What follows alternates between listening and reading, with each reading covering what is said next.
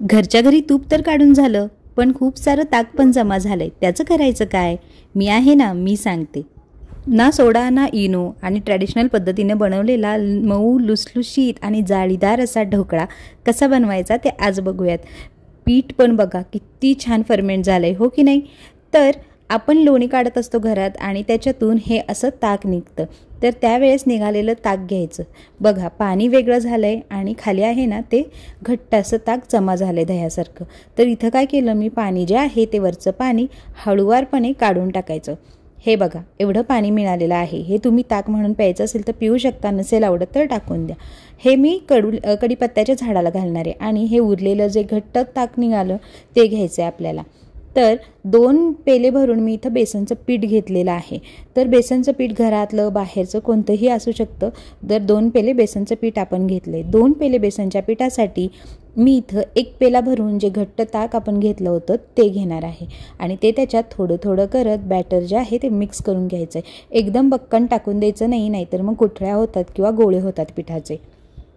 तर थोडं थोडं करत मी इथं ॲड करते पिठामध्ये आता हे ताक. आणि पीठ जे आहे ते आपल्याला छान असं बघू शकता कन्सिस्टन्सी व्यवस्थित बेसन बनवण्यासाठी जसं असतं तशा कन्सिस्टन्सीला आणायचं आणि ठेवून द्यायचं आहे. तर इथं मी सगळं ताक आहे ते 1 पेला पूर्ण टाकून घेतलं याच्यात आणि थोडंसं वरतीसुद्धा लागलं आहे मला बरं का. आणि छान परत त्याचा घोळ बनवून घेतला. आणि हे जे आहे मिश्रण ते आपल्याला आता रात्रभर फर्मेंट करायला ठेवून द्यायचं आहे. तर मी झाकण ठेवून ह्याला फर्मेंट करायला ठेवलं. आता दुसऱ्या दिवशी सकाळी मला ह्याचे बनवायचे आहेत ढोकळे. तर मी इथं कढईमध्ये एक जाळी ठेवली आणि थोडंसं पाणी टाकून त्याला गरम करायला ठेवलं. आणि हे पीठ बघा आता दुसऱ्या दिवशी सकाळी हे पीठ मी काढलेलं आहे आणि तुम्हाला दाखवते किती छान फर्मेंट झालंय की नाही फर्मेंटेशन सुंदर असं. तर याला आपल्याला परत एकदा हलक्या हातानं अगदी बँडिंग मेथड वापरत व्यवस्थित असं मिक्स करून घ्यायचं आहे. छान असं मिक्स झालं पीठ आपलं इथं आणि त्याचे आता ढोकळे बनवायचे. तर त्याच्यासाठी या पिठामध्ये मी टाकणार आहे चिरून घेतलेली कोथिंबीर. त्यानंतर टाकायचं आहे आपल्याला चवीनुसार मीठ. तुम्हाला आवडत असेल तर तुम्ही मिरची वगैरे सुद्धा टाकू शकता. प्रत्येकजण आपापल्या आवडीनुसार सिझनिंग टाकत असतो याच्यामध्ये. मी ओवा जो आहे तो हातावर थोडासा चेंगरला आणि तो सुद्धा याच्यात टाकला आहे. आणि अगदी चुटकीभर जे हिंग आहे ते पण टाकणार आहे. आणि हे सगळं मिश्रण छान असं मी एकत्र करणार आहे. लहान मुलं खाणार असतील तर मिरची न टाकलेली बरी, म्हणून मी मिरची टाकत नाही आहे. नंतर एक जो आपला डबा असतो कुकरचा तो घेतलेला आहे मोठा डबा मी आणि त्याला ऑइलिंग करून घेणार आहे. सगळीकडनं तेल लावून घेतलं आणि याच्यामध्ये आता जे बॅटर आपण बनवून घेतले ते टाकून आता आपण टीन रेडी केला आहे त्याच्यामध्ये हे जे बॅटर आहे ते टाकून घेऊयात. तर छानपैकी बॅटर टाकलेलं आहे मी आणि थोडंसं त्याला 1-2दा आपटून घ्यायचं डब्याला आणि सेट होतं बॅटर. आणि इथं बघा उकळी आली आहे पाण्याला. आता हा डबा जो आहे मी याच्यात ठेवून देणार आहे आणि त्याच्यावरती झाकण ठेवायचं आहे. तर झाकून साधारणपणे 15 मिनटं हा जो ढोकळा आहे तो वाफवायला गॅसवर ठेवून दिला, बारीक गॅसवर. तर 15 मिनटानंतर आपण चेक करूयात तर ढोकळा बनला आहे की नाही. तर झाकण काढलं, नंतर त्याच्यामध्ये आपल्याला मधी टूथपिक, चाकू किंवा उलतानं ह्याच्या साह्यानं चेक करायचं आहे. तर मी चाकू घालून बघितला आणि ढोकळा जो आहे तो झालेला आहे रेडी. म्हणून मी गॅस बंद केला, थंड होऊ दिला आणि नंतर त्याला उलटं केलं एका ताटामध्ये.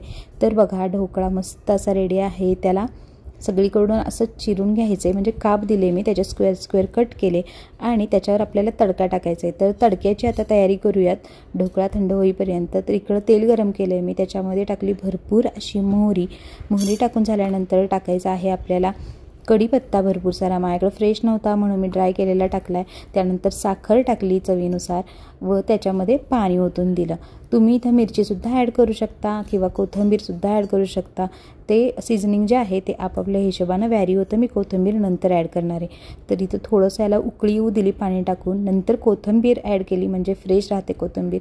आणि आता हा जो तडका आहे तो सगळ्या जो आपला ढोकळा आहे कट केलेला त्याच्यावर टाकून द्यायचा आहे. तर तुम्ही आधी तडका टाकू शकता आणि नंतर ढोकळाचे काप करू शकता, ते बरं पडतं मला वाटते. तर ढोकळा जो आहे तो इथं रेडी झाला आहे. किती यम्मी दिसतोय बघा. छान असा जाळीदार ढोकळा आपला बनवून तयार आहे. पण या ढोकळ्याबरोबर खाण्यासाठी आपल्याला चटणीसुद्धा बनवायची आहे.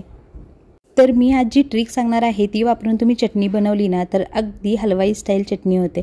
तर इथं कोथिंबीर घ्यायची मिक्सरच्या भांड्यात, एक मिरची घेतली, त्याच्यानंतर टाकणार आहे मी थोडासा ड्राय केलेला पुदिनाची पावडर माझ्याकडे आहे ती, आणि एक ढोकळ्याचा पीस आपल्याला यात स्मॅश करून टाकायचा आहे। यामुळे काय होतं ना, चटणीला कन्सिस्टन्सी खूप छान येते आणि रंग पण येतो। मीठ टाकलं आणि चवीनुसार आणि थोडीशी साखर टाकली आणि हे मिक्सचर जे आहे ना ते बारीक असं फिरवून घेतलं। तर बघा मस्त अशी थोडीशी काय म्हणतात त्याला, पोपटी कलरची चटणी आपली रेडी झाली आणि चवीला पण खूप छान लागते बरं का ही चटणी। तर नेक्स्ट टाइम ढोकळा बनवाल ना तेव्हा ही चटणी नक्की ट्राय करा। तर इथं ढोकळा, चटणी आणि छानपैकी सॉस। एन्जॉय आणि सबस्क्राईब।